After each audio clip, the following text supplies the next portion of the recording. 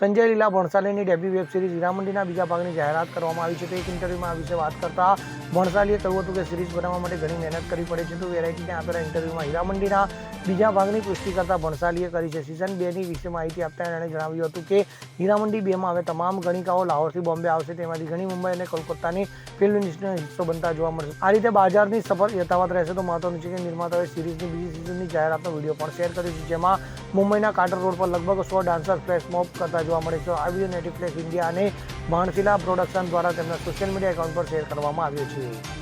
Bureau report CN24 news. હવે જુઓ દેશ દુનિયાની તમામ ખબરો તમારી આંગળીના ટેરવે. ઉઠાવો મોબાઈલ અને Google Play Store પરથી ડાઉનલોડ કરો અમારી CN24 ન્યૂઝ મોબાઈલ એપ.